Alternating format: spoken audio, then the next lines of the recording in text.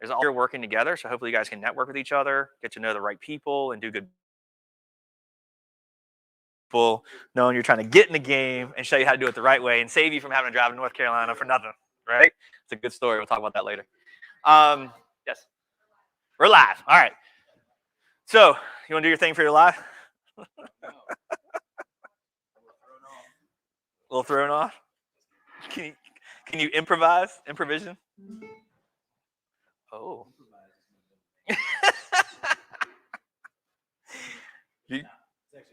You're gonna say, what is it really? So guys, while we're doing this online, this is part of what we've been doing through this whole COVID thing. So it's been awesome. It's been really cool. Oh. This is where you do the dance move. All right. That's all I got. And now, introducing live from Virginia Beach, this is Hopportunity Investor.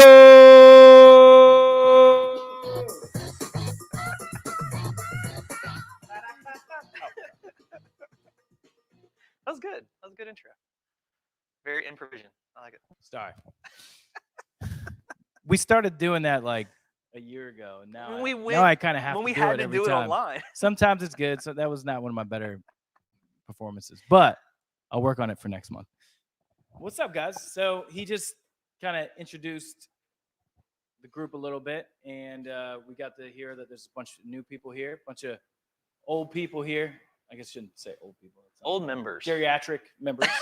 I think that's the politically correct. That's the politically correct one. And so, yeah, this is January, start to a new year, 2022. What's up? Anybody excited about a new year? Yeah, buddy.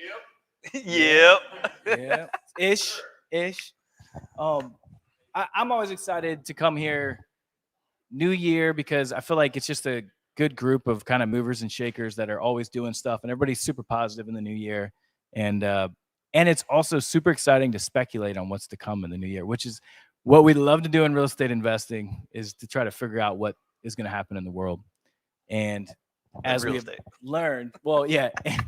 Not the world, just real estate. Well, the world too, but takes a little more time.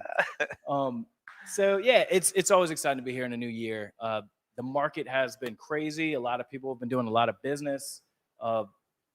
And it's been exciting to see with Hopportunity. I think you said we're year 5 now. Yeah. We've seen a lot of people do a lot of different deals and try to get into a lot of different types of real estate. And what's cool is now we've actually seen that happen. Not that it's necessarily from us, but the cool thing about this group, it's not just about like us trying to teach people how to do something. It's more about us kind of getting together and kind of supporting each other, helping each other, learn about different strategies. A lot of the strategies I haven't used, but I've learned about, so that hopefully one day I can use them and I can help other people use them. And it's just really cool to see so many different people do so many different things and find success in real estate, especially in such a changing market.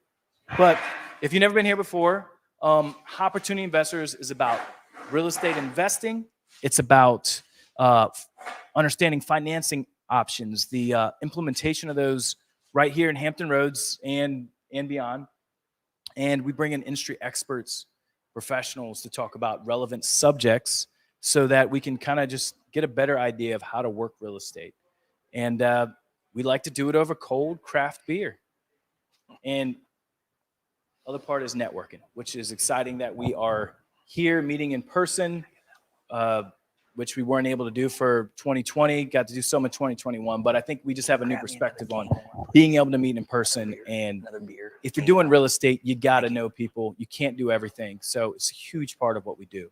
So tonight, let's learn, let's network, and let's enjoy some beer. So as we start all of our meetings, let's raise our glasses for a quick toast. May your castle be secure and your cup overflowing. You. Cheers. With what's left.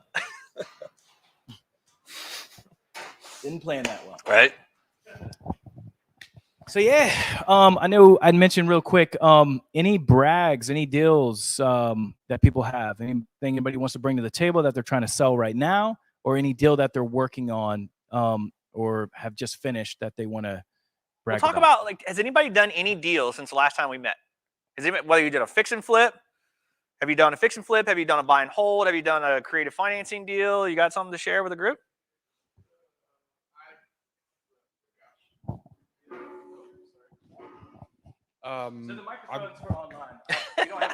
Can you all hear me? Yeah. Hello? Check 1, 2. Anyone can hear me? Yeah, I'm actually working a really weird, complicated commercial deal up on the peninsula Nice. where I bought out almost 30 years left on a 100-year land lease, Nice. and then working on trying to clean up the property, try to buy out from the landowners, and then there are sublease tenants as well. So it's a really weird deal. Cool. I raised my hand because if you asked since the Yeah. last time we met. So yeah, it could turn out really, really well, or I just end up with 28 years left on a 100-year land lease that I collect on. So what? 100-year land lease. 100-year Yeah. land lease. Yeah. And that can get So- really deep to, like, the minutia of what's going on, but that's actually really cool to understand when you get into it. It's really cool. But it can get complicated if you get too deep into it. So What's that? quick description. Oh, sure. Snippet. Yeah. 'Cause it Well, gets deep. you guys, everyone understands what a lease is, I'm presuming, but it's basically where you're renting something, you don't own it. So you can actually put land under a land lease. So a lot of people, when they do ground leases, especially on triple net tenants, Walgreens, CVS, and stuff like that, a lot of times they'll say, hey, they'll come in, they'll build the building, and then the ground underneath will just be leased for 99 or 100 years or however long it is. So you can lease your land out. If you own vacant land, someone else can come build a building and have it. And if you can lease it for long enough, it's financeable. A bank will say, okay, as long as you have rights to this for at least 30 to 40 years, we'll come in and finance it as if you owned it with some other specific parameters. But you end up leasing the underlying land for a predetermined amount of time. Very creative. So no, I haven't bought the property yet. I bought out the land lease. So there was a 100-year land lease that started in 1948 that ends in October of 2050. So I bought out the land lease. So I essentially have control of the property, but I don't own the underlying dirt yet. So anyway. Very creative. Yeah, Very it's creative. It's great. Another example of a type of deal. Anybody else doing something? Yeah.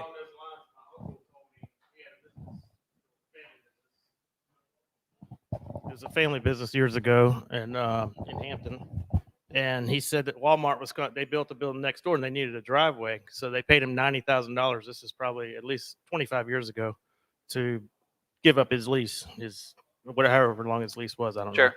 But anyway, I did have a deal we just did, so I can share that. Very cool. So we owned a house. My wife owned a house for 28 years, going on 29.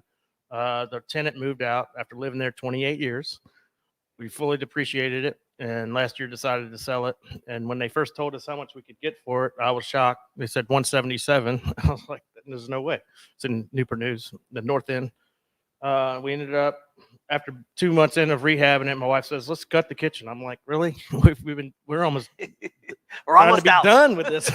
We're almost done. It ended up taking 6 months, but we ended up selling it for $215. Okay. And then we ended up buying it, doing a reverse 1031. So we bought the other property first because we found such a great deal. The house we bought was $220, and there's one down the road that sold similar for $349. So we just couldn't pass it up. Cool. That's a good one. Wanted to, She Awesome. didn't want to get rid of the tenants. Sorry. She didn't want to kick the tenants out, and so her realtor told her, you need to sell it for tax assessment, not appraisal value. So that's how we got that deal. Nice. Very cool. So another creative. We can hear you here. That's more so for online. Yeah. Right? So we started online. going virtual with everything with the pandemic, and then we've kind of kept it going. So me standing here feels really funny since I don't have anything coming out, but it's because we're online right now. We'll be able to get a PA system. Anybody else have any kind of Anybody creative else? deal they've worked on, or wholesale deal? Maybe they've taken down a rehab subject to anything like that? If not, that's fine. Let's hear it, man. What are you working on? I just bought my first house in October. At first, it was gonna be my primary residence because I just graduated college and everything. But then luckily, I got it from a family friend. Gave it to me for $160. The appraiser came by he valued it around 250. I got for it was just a family friend. So now, yeah, Right. exactly. That's what I'm thinking. But at the same time, and we just renovated it. So now I'm in between on getting the money and finding somewhere else or staying there. But I'm in the works of working on getting a second property. And then obviously I was working on that North Carolina one. Yeah, that's a good talk. We'll talk about that a little bit. That was a good Okay. one. Kevin and I just met today, and we were talking about a deal he was working on, and how it wasn't working out with the numbers wise, and maybe save you a good hour, 2 hours of driving. Right. So we'll talk about that today too. That's good. Okay, cool. Man. Well, congrats, man. That's awesome. Congratulations. That's a nice friend. And don't share the appraisal with him. Yeah. Yeah, he's gonna want that money back for sure. For sure. That's awesome. Well, guys, that's another part of this is sharing these brags to talk about people doing business in the industry, right? This isn't just pie in the sky idea stuff. This is take these things that we're showing you how to do, implement them, get results, right? Come back. And then share with a group of things being done, because there's going to be that time where maybe you're a wholesaler, maybe you're a rehabber, and you're just getting kicked every single day, right? And this is a lonely business, by the way. By the way, investing and being an entrepreneur is a very lonely business. So get in a room like this, because everybody probably has a spouse or a friend that's like, would you just shut up? Stop talking about real estate. How many people have that? Like, yeah, right? My wife is like, shut up. So I want this to be that place where you come and like openly talk about things so that you're comfortable, right? But you're also learning. This isn't just about bragging. It's like, hey, go to John. How'd you do that? What happened there, right? Go talk to whoever else was sharing something. What happened? How'd you do that? So that you're learning and actually implementing it, and not just hearing stuff, right? This is what this is about, is learning. Yeah, man. Well, on the note, what you're doing, I'm actually doing something similar. What you're doing is great, man. Move into a property. That's the easiest way to get into real estate, and it's the easiest way to build a portfolio. I'm actually I've done that. That's kind of been part of my model to build my own portfolio. And next month, I'll be talking about what I'm doing with my renovation that I'm working on, and super excited about that. But we'll tell you guys all about that. Actually doing a renovation loan. Rob's Atlantic Bay and him have helped us do a renovation loan. And all the fun that goes behind it. So many ways to leverage real estate to kind of help you like do things in your life. So I'm excited for you, man, getting started. You said you just got out of college and you're already in the game. That's what it's all about, man. Just get started and you'll do something. So thank you. Thanks guys for sharing. I'm trying to think if there's anything else we got to hit. So really this is the start of the new year. We've got some things lined up. We've got some great speakers lined up, but we also have some open dates too. So if you guys are like, hey, I think it would be great to hear from, any kind of investor, any kind of real estate related, let us know. Post on Facebook. We've got a Facebook group. We are really trying to push kind of having communication on there. We've got some incredible real estate investors in this group. We just got to get them to talk more, honestly. Like I think interact. I don't know if it's habit or the people that we work with, but we've got to get more of that, because there's so many people doing so many cool things. Like Shawn was telling me about some Subject 2 stuff he's doing. What'd you say your name was? Kareem. He's talking about some land deals down in Durham. I'm all interested in Durham. He knows about some stuff in Danville, which I'm super into right now. And there's everybody's doing all these different things. If you don't communicate that, we can't all kind of build each other up. And really, there's so many avenues to be successful in real estate. Actually us working together and, doing joint ventures or just talking about it, just bouncing things, throwing some mud at the wall, see what sticks. You got to have people around you to do that. And that's what this group really is supposed to be about. I was actually trying to find some notes on the outline of how to start the night. And I found like my original notes, and I had a section in there that was like the round table. Everybody just talk and share what they want to learn about and all that stuff. And I'm like, man, we got to get back into that. That was really the hope of this. A lot of it has turned into me and Shawn kind of figuring out what's going to be next, but it's not necessarily that we want it that way. I mean, we We hope want we feedback from the group. we hope we do a good job, but we also really do want feedback. And Yeah. we really do want to build on that so that as the market changes, as opportunities change, we kind of take that together as a group. So please continue to help us out and join in on that. So It's the last I time. think what we're going to do is jump been messing up. along to Shawn's presentation. Actually, you guys need a couple minutes? Yeah, give me a second. All right. You guys We'll want be some ready in a dad second. jokes? No, just kidding. I don't actually have dad jokes, but Yep. yeah. So any real estate investing strategies that you guys would like to discuss more this year? Anybody have any ideas?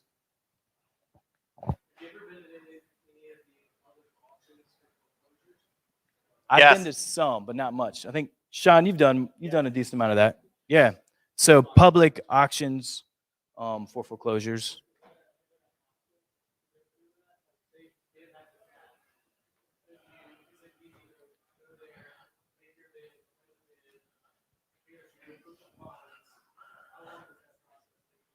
So is it an easy process to go there, make your bid, win the bid, and just the general process? I mean, I think I've got a limited experience, and you've had more. It's not a difficult process. It's actually super simple kind of concept. Now, I haven't been recently. I would assume it's probably changed a little bit with COVID. Yeah. But the hard part is like anything in real estate is winning. But I think the So, yes, process is pretty let me simple. break that down because that's a good one, right? There's a lot of people going to these public auctions, right? Foreclosure, step auction stuff that we were talking about. So the problem is that people aren't running their numbers correctly. So when I first started in the industry, there was an auction company I worked for, and the guy's name was Bill Jones. Do you remember this guy, Phil? No? And Phil's been around for a long time with us inside this industry. That's why I'm talking to him. This gentleman is very experienced in auction world. So I was basically his go-to person of like going to the auctions, right? You have to know your numbers. You have to buy it pretty much sight unseen unless you're breaking and entering, which was every time, right? You have to get into these buildings because you have to understand what they look like and be able to estimate them, right? You can't go always worst case scenario because So you're that saying might outbid you. you did break it in? Oh, all the time. So like, yeah, put that on camera, right? Like, so the part what I'm saying is it's very important to understand the numbers. You can go win the bid. They will give you clear title. You will not be buying this without clear title. And I'm pretty sure you can back me up on this, right? I think to interrupt you, also there's a redemption, a 10-day or a 2-week redemption period. Not inside the state of Virginia. Not inside the state of Virginia. North Carolina, we have I like it, but that's North Carolina. We're in Virginia. So Virginia, we're not dealing with that issue. But yes, you will get clear title. You've got to have the EMD, which is 10 to 20% down payment. And the only way you're going to get that back is if they can't give you clear title. Otherwise, $5,000, $10,000, $20,000 is what you're signing over that day. All right, so it's a good game, but you got to be on point because they are some sharks. And that's cashier's check or they're cash, tight. right? They know their numbers tight. That's cashier's check or cash, right? Cashier's check. There's no cash floating around. Cashier's checks meaning like you're passing around cashier's checks from guy like, hey, I'm gonna be at this bid today. I need 10 grand. I'll see you at the next one with another $20,000 check. That kind of stuff. So it's very tight. It's very close numbers, right? You have to know all your math. And here's the other part of it. Show up at the auction because you tracked it all the way up to the auction, right? Because there is that moment that they get called off the chopping block at the last second. So you've gone and done all the legwork and you've done everything to get to the point where it's like, it makes sense, right? And you show up and the auctioneer's like, yep, 125 South Street just canceled. And you spent 2-3 days doing legwork on it. So I would just say, did that help answer your question? Yeah. So There's something I want to get into that's coming down at the end of February. I want to buy. Yep. The location is. Yep. I know it's doable. I don't know how to execute it. Let's talk about that. And let's talk about it separately so we can continue working on from tonight's stuff. But let's do that because we can talk to you about how to get there. Because if you're the end buyer, you're going to be able to pay more than what the investor wants to pay because you're going to probably look at an equity run. They're going to look at like, I got to make this much cash when I sell it. Yeah, right? if you're the retail buyer, Different scenario. most totally. everybody else there is going to be an investment buyer. Yeah. So there might be potential there. And if it's something that you really want, you're willing to stick it out for that amount of time to learn and figure out all the stuff you got to do. So all doable, all doable. All right, so 8 o'clock. We're going to try to keep this condensed to about like 8:30. And then Kareem is our guest speaker, came up from North Carolina and going to talk about from a wholesale perspective, right? What he's done, what he's learned, systems and processes and all this kind of stuff. Okay. So I want to condense as much as I can into this PowerPoint that we've done multiple times, right?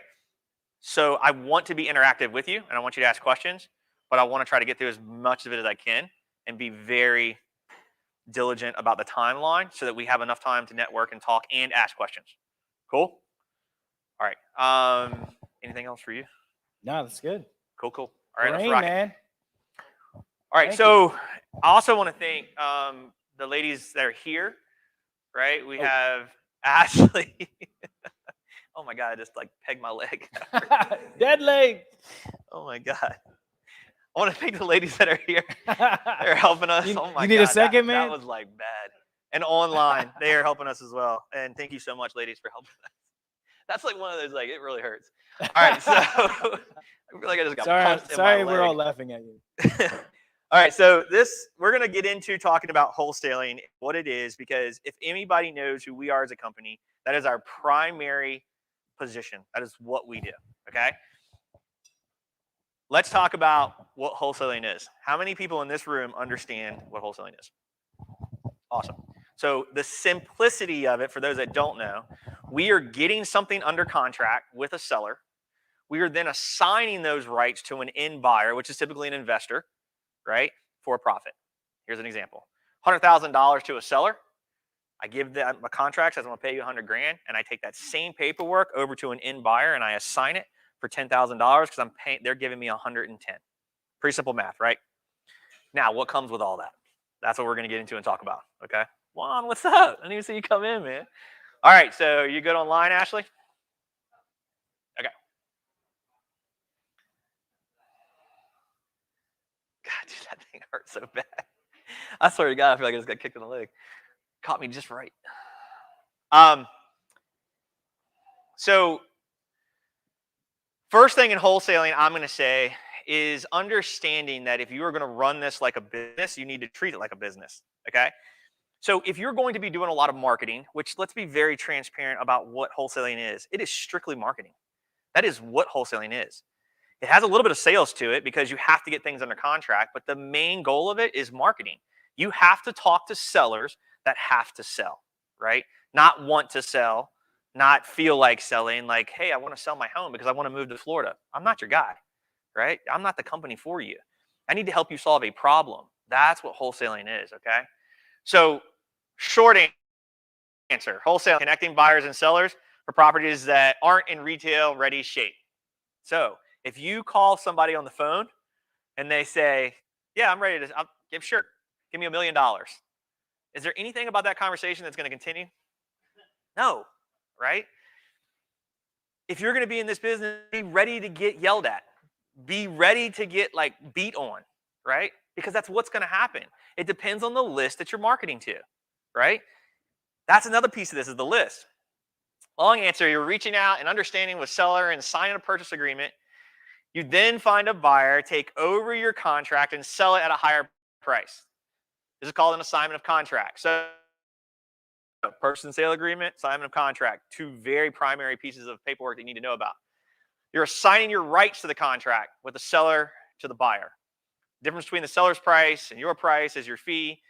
In this case, we used $100,000, $120,000 was $20,000 spread, right? Pretty simple.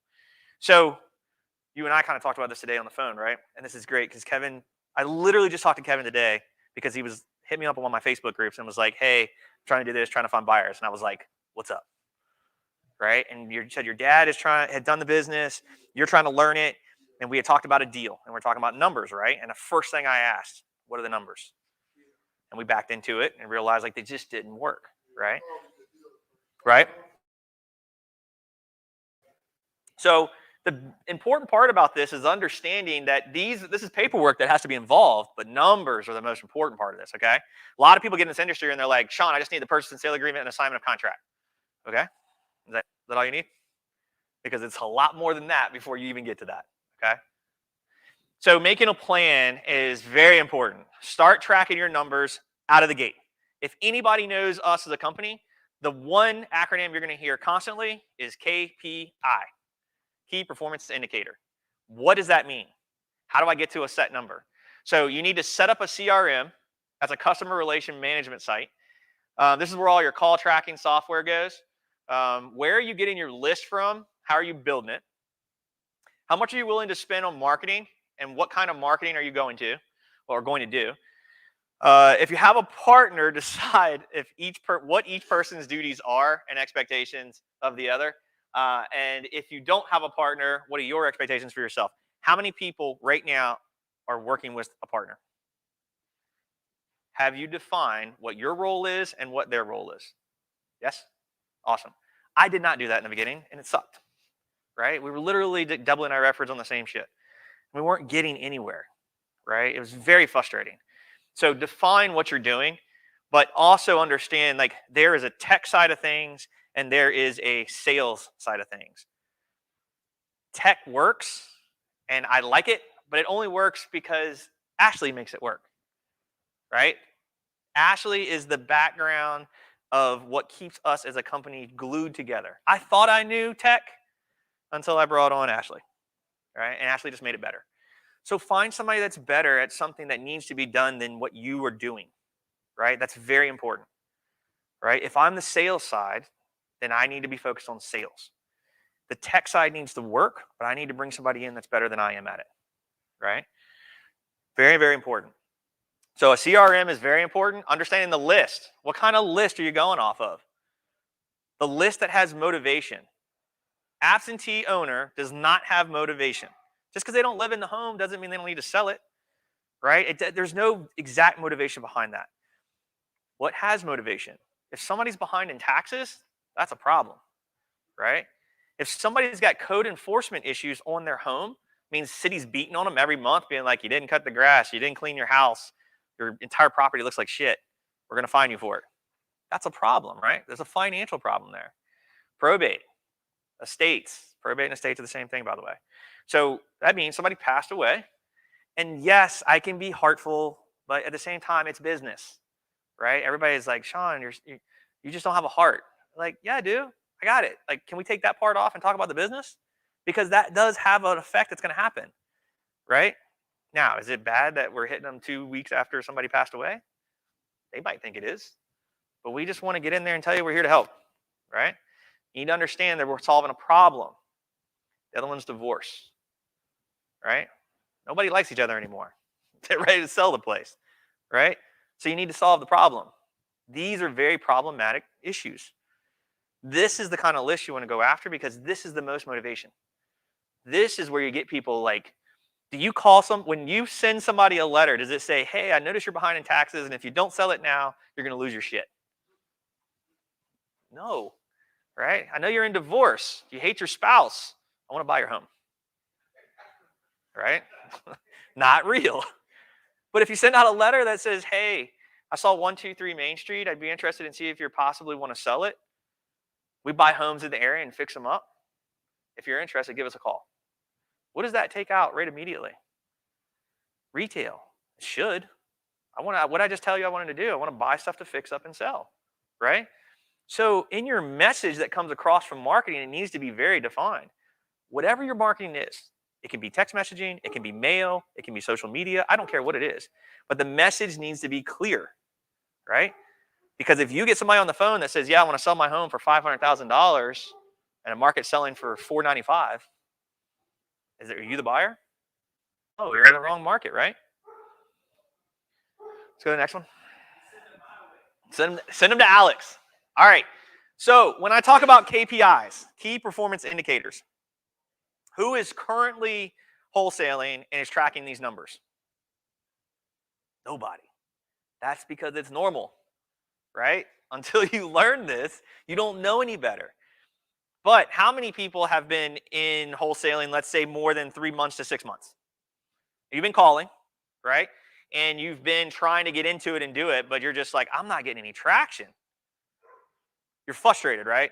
You're frustrated because you're not getting any traction, but it's also because you do not have a line in the sand to meet. You don't know how many people you need to call. Get yes, no, maybe. You also don't have a follow-up sequence to say, I'm going to follow up with those people, and know your number that says, I need to talk to 125 people in order to get let's say 5 that say yes. And of those 5, 1 says yes to your contract. Does that make sense? That's what these numbers are for. So if you're looking at this, it says leads was 57 in its first top portion. Profit was 38. Total marketing expense, $899. Seller inbound calls was 73. Outbound, 1,800. Appointments, 1. And completed was 0. When we go over all these numbers, this is some boring ass shit. Yes? Anybody lose anybody like 5 minutes ago and like you're sleeping? Most people in this room are raising their hand, probably. Because this is boring shit, guys. But you know what matters? Is to understand your numbers. Me and Dan were talking about this earlier, being like, ooh, Excel. Other people were like, that is some boring ass shit. You lost me 5 minutes ago. This is what measures your business, right? This tells you if you're not calling 25 people, getting 5 yeses in 1 signed contract, that's your new number. That's the number you need to know that next week you have to beat or make better. Because you might not have your talk down pat. You might not know how to talk to sellers. That could be another piece of this, right? That's your acquisitions talk. How you talk to sellers. Do you reach to their why? Do you get down to the bottom root of what's going on?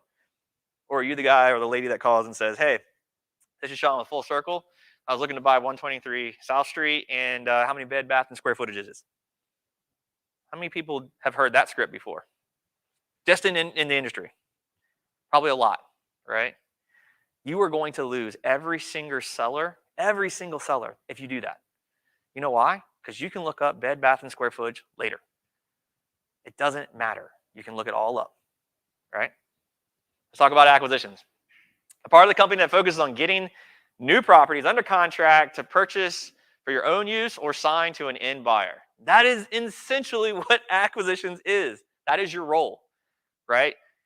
When you start this, you are doing all of it. You're doing the marketing. You're doing the cold calling. You're doing the acquisitions, the dispositions, and the closing coordinating, right? Eventually, all that goes away, and you need to focus on one thing, which is running your business, right? Not working in your business, working on your business. It's a lot easier to say after you've gone through it. But beginning, you need to understand delegation. What things do you not need to get done, but still have to get done? Meaning you have to delegate it to a VA, virtual assistant.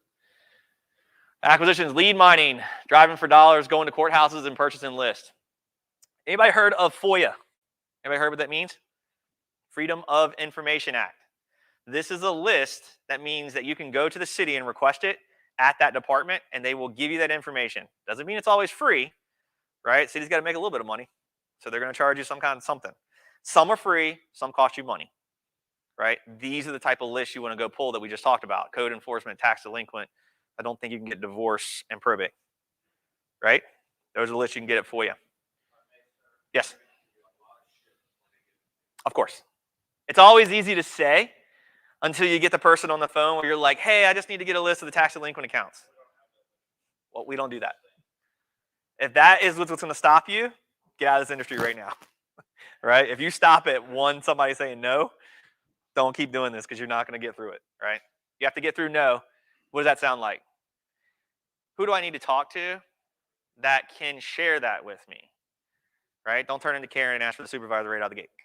It's not going to be beneficial for you. Next, acquisition marketing. Traditional is letter, postcards, and bandit signs. How many people have heard of this? How many people have heard of the bandit signs? How many people use a bandit sign? Maybe? Okay. So I did that for a long time, and it is a lot of work, right? For a little return.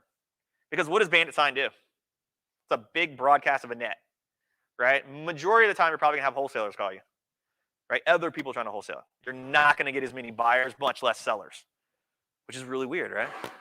Like you would think, why would not somebody call me about their sign? Oh, you mean the same sign that people have been putting up for 20 years? Weird. All right, online, Facebook, Instagram, and Google. Personal is door knocking, cold calling, and driving for dollars. How many people have gone door knocking? Yeah, my man, right? You know what it feels like. How's it feel like to walk up to a door and be like, hey, my name is Shawn. I saw your house in foreclosure. I'd like to buy it. Yeah, get your face out of here, right? Or you ask for someone's wife. So we had that was an acquisitions guy that goes, hey, my name is Jacob. I was looking to speak with your wife. Oh, bad delivery. And that was real. That really happened. He almost got his ass kicked. So understanding door knocking is one of those things that's just going to make you very comfortable with sales, right? Understanding how to walk to somebody's door, how to approach them, what to say, how to say it, tone inflection, a lot of these types of things, okay? Cold calling, that's probably another part that everybody's going to hate to do, but this is a part of the business. There are dialers. Everybody heard of the triple dialer, single dialer, all that kind of stuff? If you are not getting that you have to get through, let's just say 1,000 numbers a day, do not get a dialer. Just get on it and hand jam it, right? Huh? No, if you're not doing at least 1,000 or more, don't get a dialer, right? Because you can hand jam that. You can stay on your phone and you can click it and you do on your own screen stuff, right? Otherwise, if you're getting through 1,000 or more numbers a day, meaning like an hour, because you have a big fat list of calls you got to get through and put it through the dialer, then get a dialer. Otherwise, cold calling sucks. Like it's horrible, right? It's called no fatigue. Why? Every single call you get is no, no, no, fuck you, and then just a plethora of no's in multiple different ways, right? Anybody in sales, in any position, how many times have you heard this all day, every day? It sucks, right? If you're in sales, you're in marketing, but you're in sales on that side of it after you get the marketing for the phone to ring. That's whether or not you understand how to take it from what would be a lead to a close, right? That's a sales talk 101. Anybody can get inside of that and understand it. I just want you to understand, like, getting through these calls is like, hey, I'm going to be on the phone for half hour.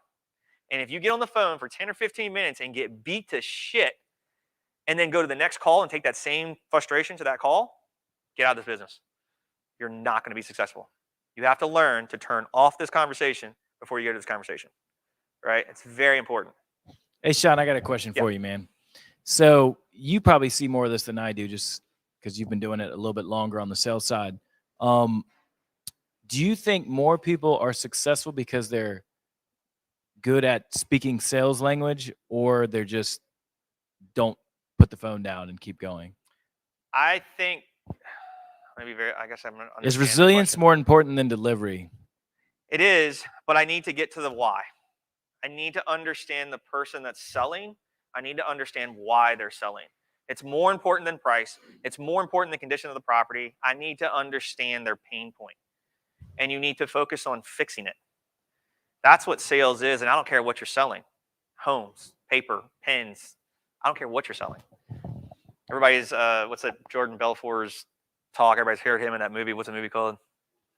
Yeah. And he talks about the one thing about selling the pen. Sell me this pen. Has anybody ever heard what that's actually for? The purpose of the selling the pen is to get the sales guy to understand he's solving a problem, not sell me the pen, right? So what is that doing? It's asking the buyer what they need, right? So the same thing in the seller scenario is the selling situation. What do you need as the seller that I can help solve your problem on? If you're going after problems, then you're solving problems. Make sense? Like we see where we're going here and why? So it sounds like you're Yeah. saying that the sales talk is more important. Yes. So Ashley is actually using what's considered a technique, right? By asking the questions she's asking. And we actually do this in our company. Anybody ever heard of the book Never Split the Difference by Chris Voss? And if you haven't, go look it up. International hostage negotiating using techniques and what we use now to sales. As you read it, we have a podcast where we discuss each chapter individually. Yeah. Definitely worth a listen. Really, really good. But that technique is framing, right? To where you're giving a piece, sounds like, looks like, feels like, instead of asking how and why, right? It allows the person to start talking. It's a psychological thing. But if this dude's using the same techniques for people to save lives, you think we can use it to buy some houses? Yes. Huh? Yes. Now you realize. Now you realize, right? Yeah, it's subconscious for me now. I don't even think about doing it. It just happens, right? All right, let's go to the next piece. Well, and honestly, the never split the difference. Oops, sorry guys. The techniques you learn and never split the difference, they're things that you say like in everyday life. You just don't realize it. Yep. You don't realize that you're saying that kind of stuff. One of the big techniques is mirroring, and it's where if I like, hey Shawn, I want to get a dog. You want to get a dog? Yeah, I want to get a dog. Thinking about a corgi. I want one with one blue eye and one brown eye. A blue eye and a what? Brown eye. Brown You eye. know, heterochromia, 2 different eye colors. So that was two good examples of mirroring where he's getting me to talk more. And that's something that you, like a lot of us do subconsciously in the English language without even realizing it. And same thing with the sounds like, looks like, feels like. It's all stuff that we do without thinking about it. So then it's just making it part of your conscious thought instead of subconscious thought, and getting it into your normal vocabulary. Very helpful. Let's go back to the other frame you were on a minute ago. This is the next one. Okay. So calls. This got us into the amount of calls that we were going through and getting through to understand that we had for, what's this, almost a full year? A few months. Okay. So what are we at? The highest at 20,000 calls? So 20,000 calls from January 1st to March 9th. Does that freak anybody out? Freaks you out, right? So this is where a dialer might matter. This is where hiring a virtual assistant to get 3 answered questions to you having a warm lead is probably very important, right? Because you're getting past the no fatigue, which is what kills people in this industry, is why they say, I hate wholesalers, or I don't want to do wholesaling. Well, it's because it's a different type of suck. You got to deal with stuff that you're not used to dealing with. Most people are just talking about contracting, dealing with contractors and doing the flip, right? The only difference here is you're getting through calls. I would much rather deal with this than call Bob and tell me he's hungover from Sunday to Monday. Honestly, I'll tell you the truth because I've been there and done it, right? Let's go to the next one. This is very important. This is probably one of the best slides I think we've had for the years we've been doing this and how important it is. The ones that matter the most. The first one and the last one, I think, are probably the ones that matter the most. 48% of salespeople never follow up with a prospect. You're telling me half of the people in this room are gone in my competition? That's all I got to worry about? Bet. I got you.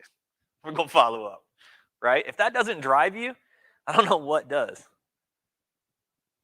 I'm not going to read through the rest, but like the bottom, 80% of sales are made on the 5th to the 12th contact.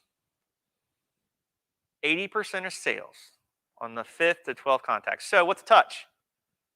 A text message, a voicemail, an email, a Facebook stalking, a TikTok message, an Instagram message. Like, everybody see where I'm going with all this? This is contacting people.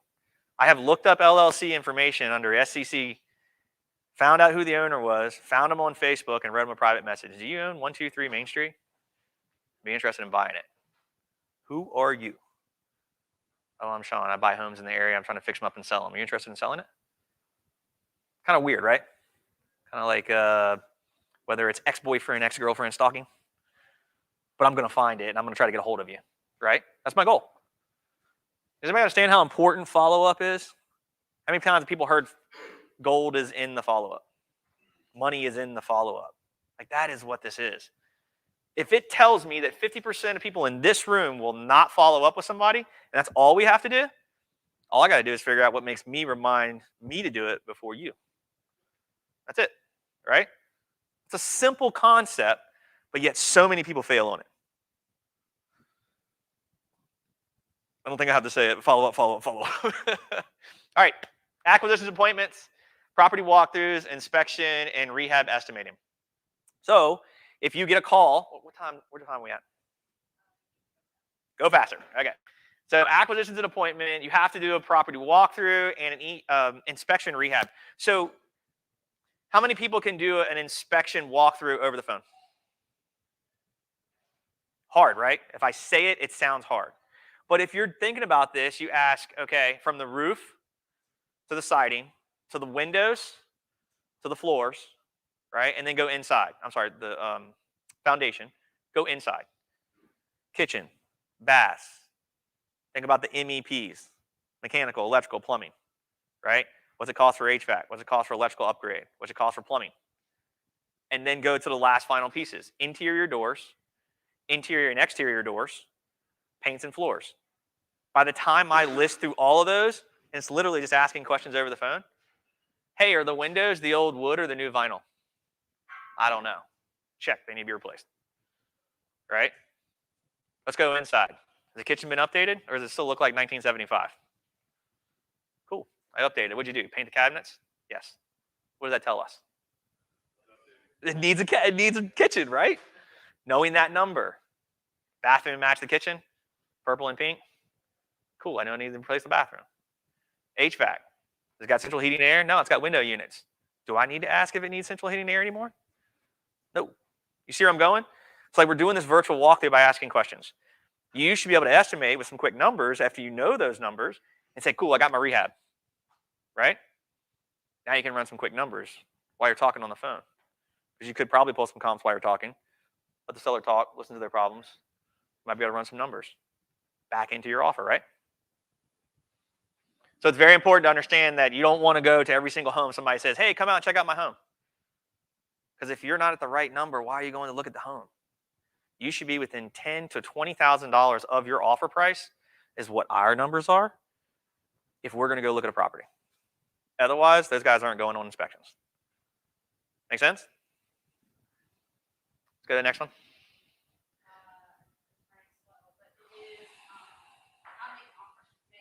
Oh, this is important. All right, so here's a thing that we talk about that a lot of people in this industry lately, I'm really tired of hearing this, about talking that a formula does not matter. So in this industry, we call it MAO, max allowable offer. And what's funny is I hear a lot of people beating on the fact that that used to work back in the day, it doesn't work today. That's weird because every time that somebody needs to go get a loan, they have to meet that same qualification. So you're telling me it doesn't work? Well, then how do they get their loans? Meaning it does work. So anytime somebody tells you that this formula doesn't work, understand that you need to be in the right percentages. So most percentages start at 70 to 80% loan to value. What does that even mean? At the end of the day, the loan to value means that the lender will not be over leveraged and that there is a spread on the back end for sales cost, lending cost, and profit, right? That's what that difference is. So if everybody thinks about this as a 70% loan to value number, which is a 30% spread, after I'm all said and done, there should be a number knowing that that rehabber is going to make, right? The only thing that makes that number fatter is cheaper money, higher sale cost, or lower rehab budget. Those are the only three things. Well, unless you buy the property lower, but that's usually the issue, right?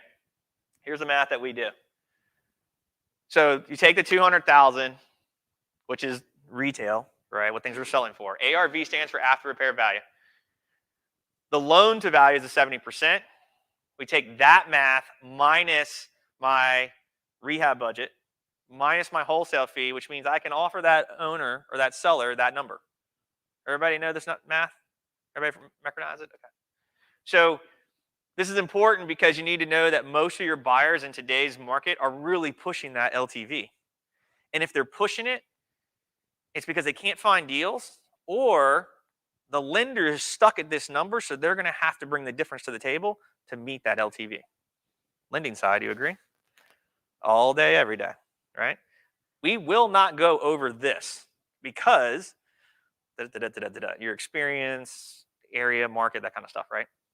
So this is very important. So anybody out there that's listening to other people saying like this doesn't matter, this is probably not the best thing to listen to because if you transition out of wholesaling and get into rehabbing, you're going to want to know this math because you can't go buy properties without using it, right? And you definitely can't get a loan without knowing it. You go up to a lender and be like, hey, I want to buy this property and it's like 200,000 and ARV's 230. They're like, how much rehab? And you're like, I don't know, 10 grand. They're like, what are you bringing me, right? All right, next. This is the same thing. We just did this inside of our CRM so that when acquisitions came in, they could go in, put this calculation in, and it would just kick off a number, right? Because if you're an acquisitions person, you're being paid off of the percentage of the money that you make off of the sale, right? So this was important. So we just did this in our CRM to show you. If you have a CRM, set something up like this for yourself so that while you're talking to the seller, you know what your number is going to be. A little easier sales side, right? The next one. So here's the property requirements. If you want, I would say for us, but much less for anybody else. The review things are, what's the motivation of the seller? What's the amount owed on the property? The comps that come along with it. Obviously, what things are selling for. The repair cost. What was your inspection report? Obviously, knowing the ARV. Knowing your math worked for your Mayo. And then having pictures of the property. Here's one of the things I get a lot from newer wholesalers. 126 South Street, Norfolk, Virginia. 46 grand. Holla. Dude, that's all I get. I get no pictures. I don't know nothing about the property. I don't know nothing. I get nothing else. Is it vacant? Is it paying? Like, what's going on with it? Right? I get nothing. Like, that is probably the most, I'm not going to look at that email again and I'm going to block it. Right? Versus if you're a wholesaler that's really put together, you're going to show an address where it's located. You're going to show pictures of the property. You're going to talk about a little bit about the property, right? What you think needs to be done on it. And you're going to give some information. Because me as the buyer, much less wholesaling, me as the buyer, I need as much information as I can to make a quick decision. If you make me do a lot of work, I'm out. Flat out. Most buyers are very lazy. So you need to give as much information to them up front so that, one, they can make a very educated decision, but two, they have as much things to look at as they can instead of being like, great, can I get some pictures? I've got an automatic response that I save in one of my Google Drives that says picture, address, pics, and price. It's like literally a copy and paste because that's how many times I get it, right? It's crazy. Next one. This is kind of hard to see, but if you want to get the download the full version, it's free on our website. Wholesalingoutofthebox.com. All right, dispositions real quick. How much time I got left before I'm done at like 8:45? 7 minutes. Shut up, Bowen. All right, dispositions. The part of a company that focuses on selling deals to buyers once you have something in the contract or you finished or rehab, right? Meaning if you're going to sell my contract or I finished the job and I am the rehabber and I've got a disposition of the property, right? I got to sell it off, okay? Dispositions is building a buyer's list. This has been epic this week as far as like talks on this. Research to see who's buying in your preferred area, vetting buyers, and looking for a proof of funds letter. All right. How many people deal with this? Trying to. As a buyer, what do you think you need to do to qualify? Anybody, this is like full free range go. What do you think if I'm going to come to you and you say you're a buyer? I'm a buyer. What do you want to see from me? What else? Credit score. Okay. What else? Money. Funds. What else? Experience. How do I get to see experience? How about if you Google me, what do you see? How does that get experience? It doesn't. I want to see addresses and properties of properties you completed over the past 6 months to 90 days. What's that? Portfolio. I don't need to see your portfolio, all of it. I just need to see projects completed in 3 months to 6 months, right? So proof of funds. Everybody realizes you can go online and pay somebody 10, 15 bucks and get a bullshit proof of funds, right? Does anybody realize this? Your face says no. Okay. Here's what happens. There are accounts online that you can go and pay. You can pay 10, 15 bucks. They can enter in the address of the property and the amount they want to do, and they'll spit out a letter.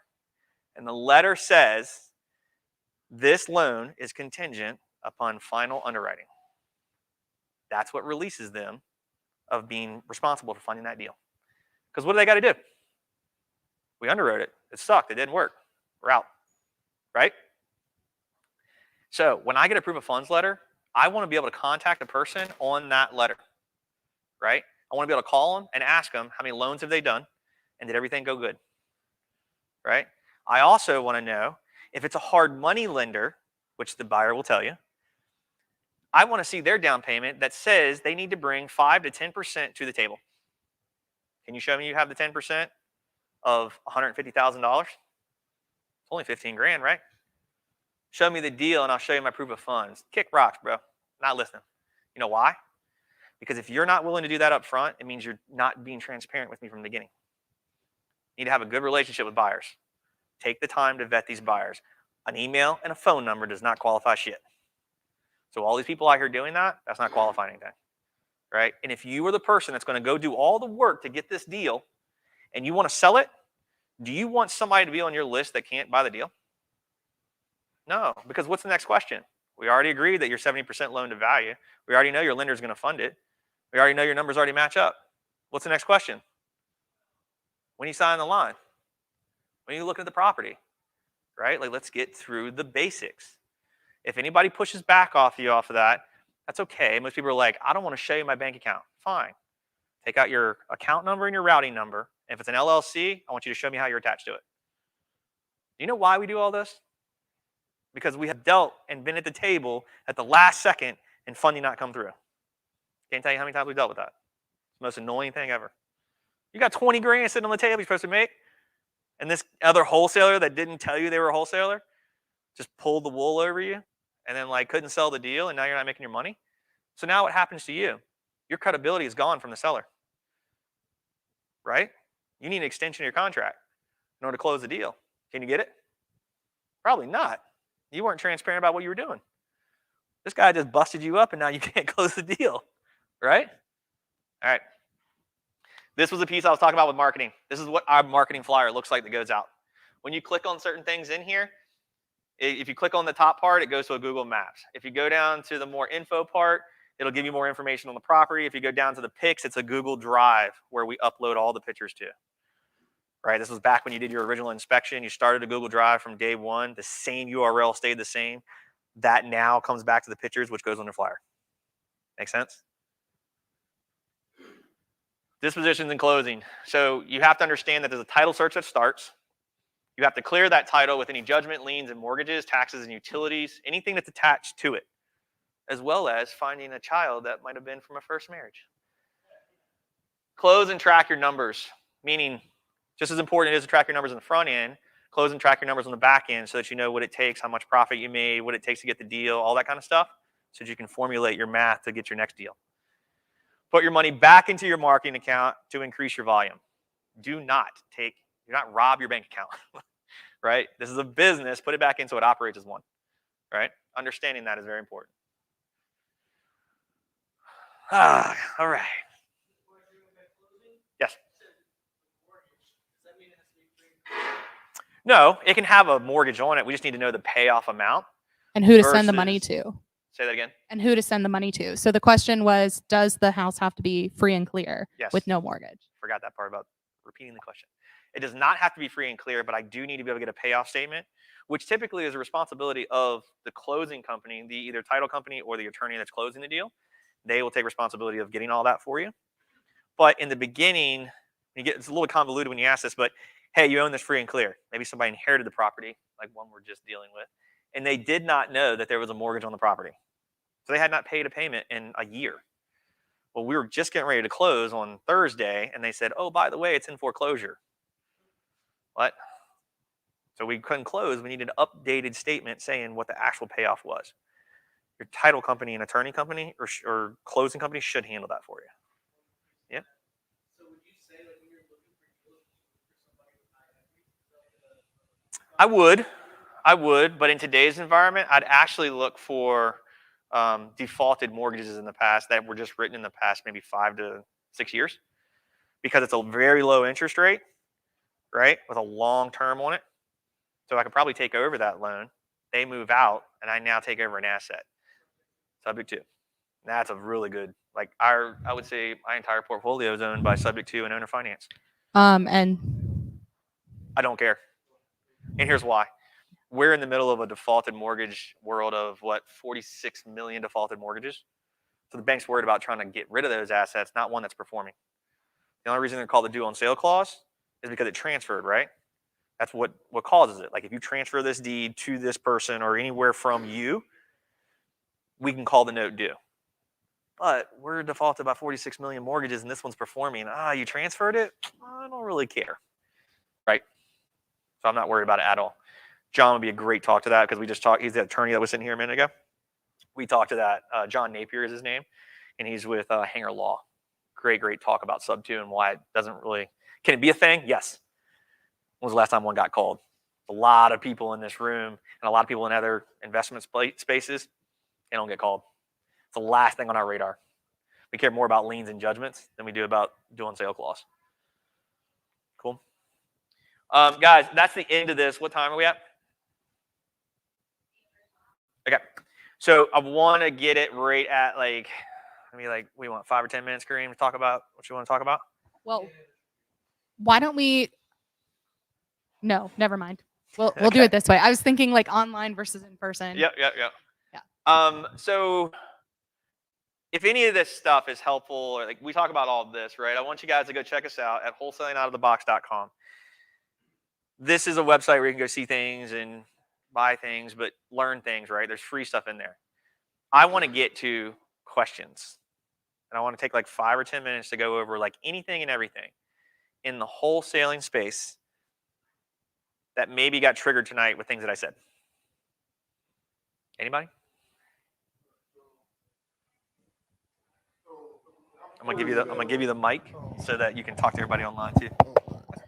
So my first sale, my dad pretty much just held my hand and did it for me. I just signed it. So, Okay. so when I was watching them, it seemed like the hardest thing was looking for The deal. not really. It was a title. It was like So, because he didn't have a consistent, reliable title company. He always went got it. through. So your question is where do I find reliable title companies? Yeah. So like earlier, let's say that those numbers were a little bit projected higher. Yep. Or and actually, when I get back home, I could go ahead on that offer because before he bought it for 20,000, he fixed it up. You saw it's brand new.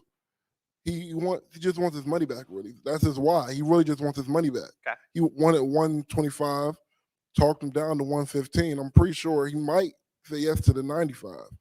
So I might go back there tomorrow morning or tonight and hey, the most we can offer you is 95.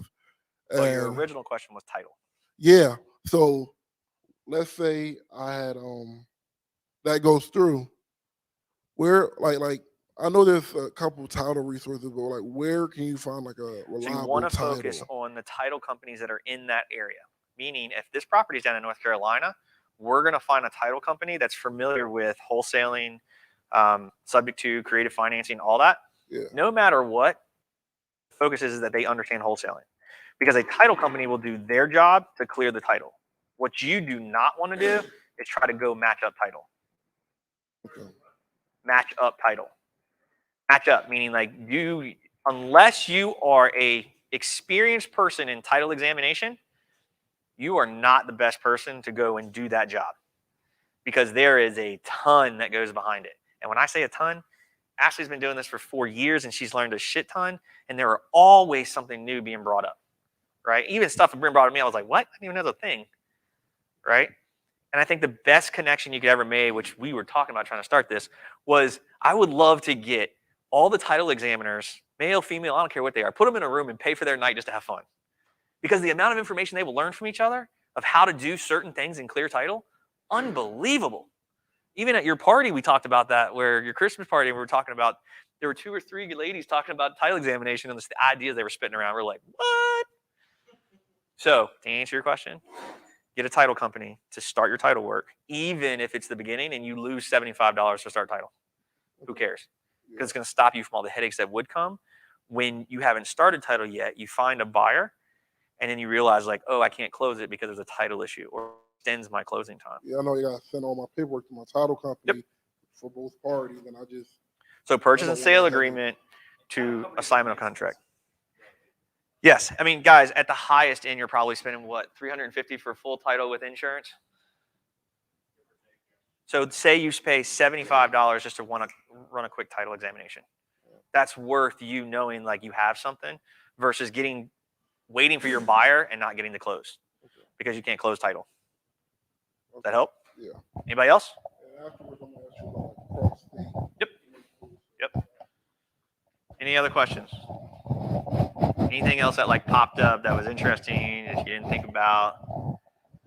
Does all this make sense? Does this kind of like understand what wholesaling is? Does anybody think on the level of wholesaling totem pole? I always ask this just to see what people think. Is wholesaling up here or is wholesaling down here? What do you think? Because I mean, you're just finding the deal at the bottom, right? Or is it opposite? Because you found the deal and there is no rehabbing, there is no lending, there is no other anything if you don't have the deal. So if you do get into wholesaling, I want you to understand your worth.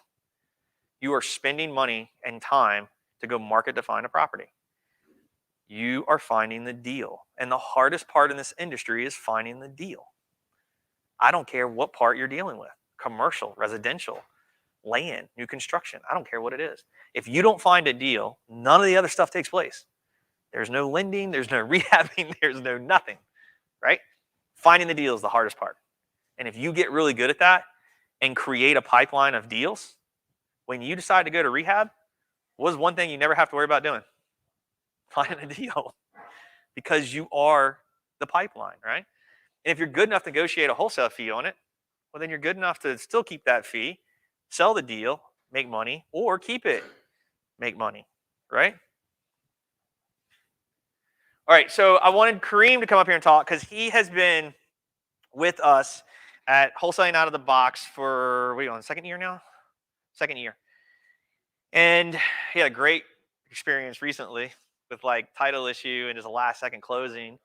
But understanding where he started from as far as understanding this business to where he's at, and understanding why it's so important. So Kareem's from North Carolina. He's been with us for a year. He came up here to talk to you guys to kind of give an example of what he's done and learned. So take it away for a few minutes. Funny how I met Shawn. I bought onto the YouTube group. So if you're planning on signing up with somebody from out west, I don't think it's a good idea. I paid $10K in 2020 for one of the seminars. It was less than I enjoyed. I enjoyed Arizona. It was beautiful, but it was like costly 5 days. Yeah, just to tell you, I'm not bashing them. To be truthful, okay, here you go. Here's the dinner plate with everything on it. Have fun. Nice knowing you. That's what I got. And then I came back here. There's a guy in Manassas named Howard. He told me that I met over there. He also was with me. When we came back, he was like, I got this thing on Facebook. He sent me the link on the Sunday strategy session. So this was back in September or October of 2020. We came back, started moving along, and then I came to Online. I'm loud enough. Go ahead. And I came to the Sunday strategy session.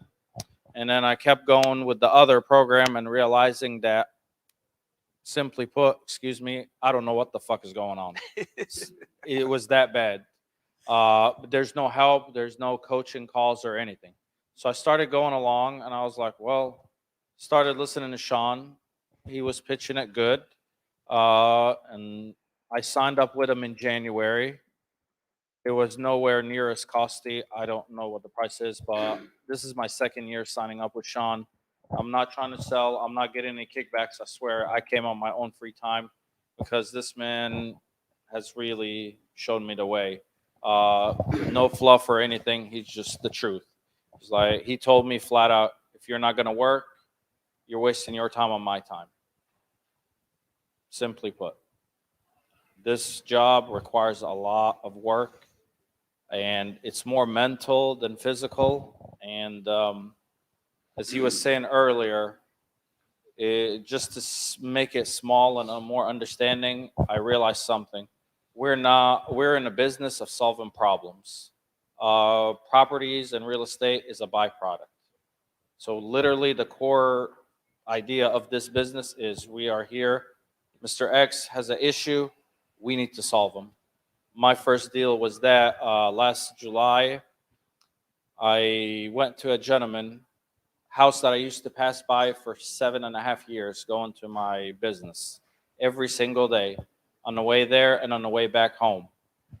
And you look at things in a different perspective when you get into this line of work. And I went, talked to the gentleman and his wife, knocked on their door, and started talking to them. What I found out, their pain point was they owned this land. He got it in inheritance in '74 from his family. The house was built in 1905. Got the house. He's 84. He doesn't have the money to fix it, nor does he have the money to pay taxes. And of course, it's in a rough shape. He can't sell it. So those were the 3 points. And ended up getting that house. I closed on it last July 29th. Got it for 10 years, 0 down, 0 interest, $400 a month. 2 acres of land, 1 parcel, 2 parcels, 1 acre each on a highway for $48,000, 0 everything. Is that like, does that not like a cool ass $400 a deal? month. Just my Seriously, cell, like, my that cell is- phone bill costs more than $200 a month. So I got 2 acres. This is North Carolina, Durham County. The RTP, oh, okay. Rougemont, off of 501. Yeah, so. So that was that. I mean. So that's- creative financing. Yes. From the seller, no money to the table, time and terms, and payment. Mr. Does Miller. anybody else want to do that? Literally, that's all it took. That's insane. You can go work at McDonald's and pay that every month. And you controlling. And now I redid my ARV on it after repairs. It turned out it went up to 165 from 155. Just sitting there collecting dirt, and it went up in value. And now another friend of mine over there was like, "Why don't you sell it commercial? Try to sell it commercial." I was like, "The hell with that! I just thought about it. Why rehab an old house for 50, 60 grand when I can just spend some money and do some research, even if it costs me a couple of grand? I might be able to build a multifamily or rezone it commercial, and I can definitely yield a lot more from it." So that's what he's talking about, being creative. It's like you're pulling on a string, and it starts just unfolding. Things come out, and it's really amazing. How about systems and processes? How important have you realized what that means? Well, I'm going to be as transparent as possible. Shawn got on me in the beginning, and I was kind of slacking about using my Podio.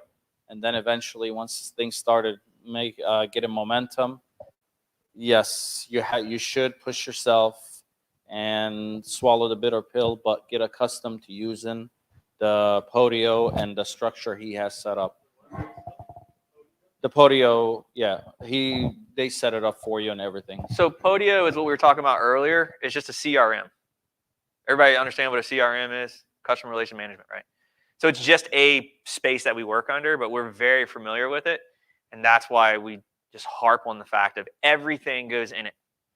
When you get a lead, it goes in. When you follow up with a lead, everything goes in. Anytime you change, notes go in, right? Because there's something keeping track everywhere. The better part of this is that it's all online. So your entire team can work underneath of it. They don't need to be in an office. They don't need to be at a set hardware spot, right? And just so you guys understand, we do not have a brick and mortar building. We rent space at Gather in Norfolk to use it mostly for meeting rooms so that we can meet each other every 2 weeks. Otherwise, we operate from Zoom. We were doing Zoom before it was cool, right? This was like 4 to 5 years in the making, but you can operate everything virtually. And that is that what everybody understands is like what everybody's all like, I want to go travel and I want to go there and here. If you don't have this set up like that, you're not gonna be able to do it. So that's the other part of this is like setting yourself up like a business to operate that way. And I think that's what I want you guys to recognize is what Kareem's saying is like, it's very important to know systems and processes. It's the life and death of your business, because when I started, It was just my little trusty notepad and a pen. And it was, sorry for my choice, it was a clusterfuck. And I realized, I burned myself when I found, and he was like, see? And yes, it is a pain to get accustomed to, but again, because I'll give you an example. My other business, my partner, his mom died in Oklahoma. So he has a house in Oklahoma. He doesn't even, I was like, Johnny, what do you think you're doing? I can get you at least, you, your brother, and your sister, at least minimum 10 grand. Just, he gave me the address. I had to put it in because in the back of my mind, I have other properties and deals that I'm trying to work on. It's going to go back, and then the next deal behind it. And if you don't have something to go back and track all this stuff, it's just going to be a mess because you're really not going to remember this and that. And then you got the title done on this job. Oh, you need to call back in literally 2.5 months. The gentleman I'm talking to you with the lots, and then his sister's got the 2 houses. He literally 3 weeks before Christmas, he called me. He was like, call me back at the beginning of January by the 2nd week. And I did, because I had it in there. And of course, he was like, you called at a good time. So he's going to start, we should be executing next week. And then he was like, I need you to be patient because his sister has 2 houses next door that they inherited, and she has health problems. So that goes to show you, you need something to keep track of all this. And this is how you're going to get the KPIs that he was talking about, because it starts building up a database. So when in a year you come back, oh, I did this. And that's how it starts showing you like a pattern and an image of what's really going on.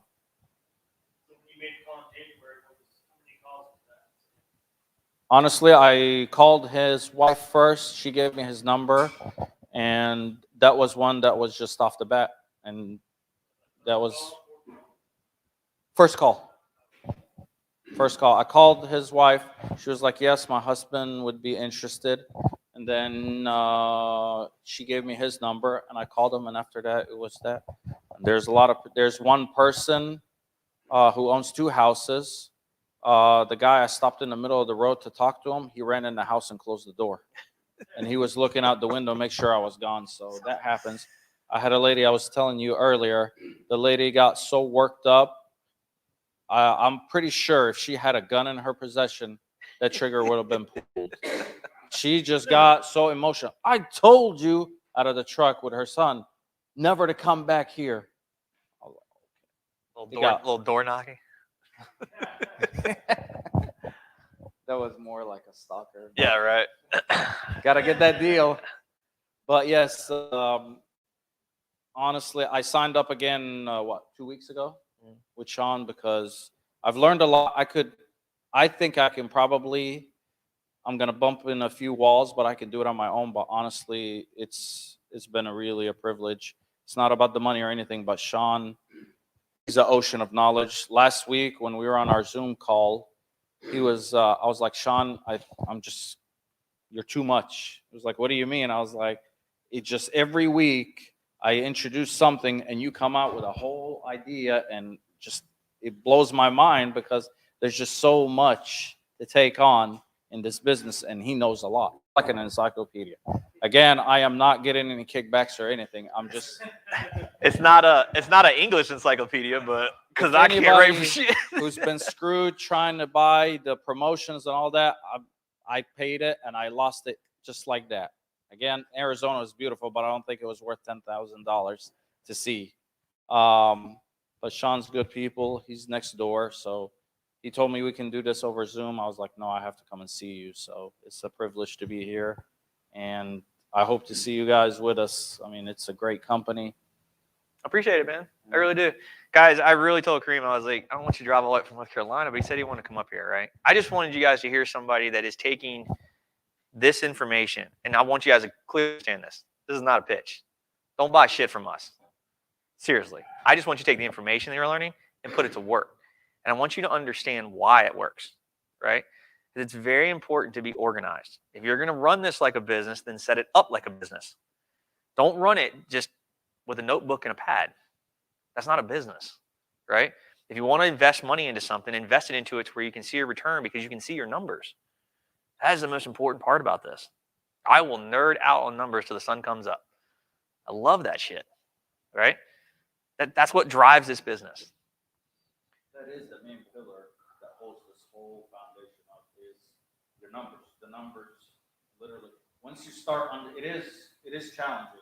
I'm still having a little bit of a hard time trying to comprehend how it works because now I ended up doing a lot of land that's falling in my lap. The whole 85 interstate corridor running through North Carolina is literally ablaze. There's so much development going on, and everybody and their mother is looking for land. You can be in the middle of the Atlantic Ocean and probably sell land in North Carolina. There's just high demand. Everybody wants to be in North Carolina. So asking about it is difficult, but once you get it, it's everything. It's everything. The numbers don't lie. The numbers are everything. So that's the hardest part of the game, but it's the foundation of it. You got to do it. You got to learn it. Awesome. So, guys, we're finishing up. I've been given the signal. We need to shut it down and let you guys do some networking. I Yeah. appreciate you guys being here. Thank you so much for taking the time to hang out with us tonight. Right? I really appreciate it. Guys, please hang out for a little while, network, talk, ask questions. That's what this is all about. Right? And hopefully you guys stay with us. All the new people, plus the people that are still following us, just stick with us, right? We do these things online. We do these things in person. John's been coming around a lot more now. He's an attorney, so you can ask legal questions, right? You got Robert over here from the lending side of things, so he'll be able to help you on that kind of stuff. There's a lot of people that are part of this group for certain reasons, right? So there's the wholesaling, there's the rehabbing, there's the buy and holds, the multifamilies. There's a lot of different things going on in this group. So please keep up with us and ask questions. Also, Alex brought this up earlier. Can you guys please give us some feedback of like what you want? We want to go out and find those guys. We might have them in our circle that you want to learn. You know what? I got a challenge, Okay. a freaking challenge. If you've been here more than twice, you have to, in the next week, post something on the damn Facebook page. Otherwise, there's going to be some elbow drops coming. Yeah. Then Oh, yeah, that's right. You're not a send it social to media me, guy. and we will post it. Yeah. We'll Send post me it a for you. shot, If you're we'll not on post it. social media, that's a good point. Or send it to Vanessa and Ashley. Yeah. We'll put it out there. We just want to get we want to get something from you guys that says, hey, I want to learn this. I want to learn that. We do too. We want to like go off of some of the things you guys have, right? So this isn't just about us, right? We started this group because we wanted to meet more people, learn more things. I mean, that is why this group exists. Yeah, we like to learn all this stuff too. Yeah. This is not the room where we know it all. I want to be in the room and bring people in that know more than we do. Yeah. For sure. Okay. So when you're doing deals and you're selling documents, a lot of times people have a secure link. Over here. Go this way a little bit. You're blocking the camera, Billy. I don't want to be on video.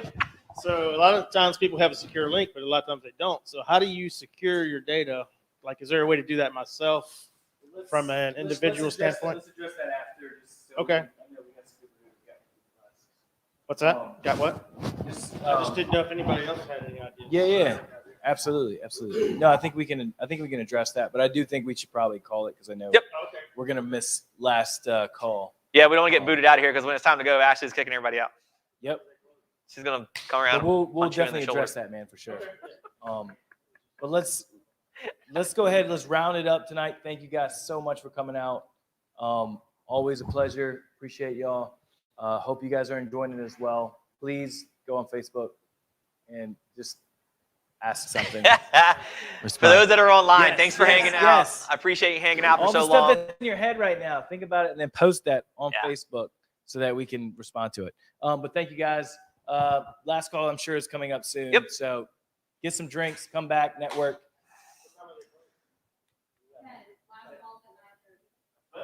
Boom. Get on it. Thanks, guys.